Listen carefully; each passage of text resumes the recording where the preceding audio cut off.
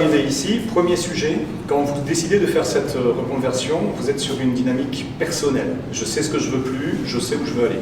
Il va falloir regarder à l'intérieur qu'est-ce qui vous ferait vraiment vibrer. Et en France, on a cette problématique par rapport à l'initiative individuelle de plein de blocages. Or aujourd'hui, on est dans un beau pays où vous pouvez vraiment envisager les choses à travers ce qu'on appelle les formes de l'emploi. Je vous invite à découvrir par exemple Laurent Grand-Guillaume, qui intervient sur une fondation qui s'appelle travaillerautrement.org. Et là, vous verrez qu'il n'y a pas que le salariat. Le salariat peut devenir le parent pauvre de l'emploi.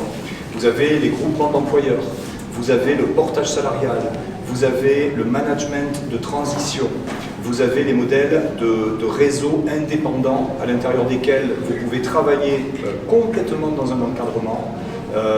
Donc vous avez les avantages en fait du salariat, parce que vous avez de la formation, des processus, des outils, une équipe, mais vous êtes complètement indépendant. Vous voyez, donc le premier sujet ici, c'est de bien regarder où vous voulez atterrir, parce que si vous vous projetez sur une transition et que vous attendez que le marché du travail ait quelque chose pour vous, vous réduisez le spectre des possibles. Par contre, si vous décidez de devenir compétente dans un domaine et que vous n'avez pas de limite dans les possibilités de votre exercice, alors à partir de là, vous ouvrez les possibilités et vous allez voir qu'il y a plein de gens qui veulent bosser avec vous. Je vous invite à découvrir quelqu'un avec qui je bosse, Thierry Bismuth, qui est très actif sur Internet.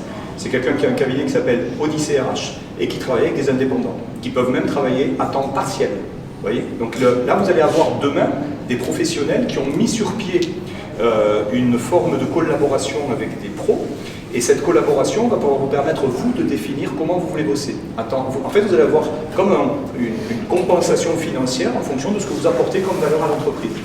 Et là, ça va vous permettre d'exercer le même métier, mais peut-être avec une forme d'indépendance.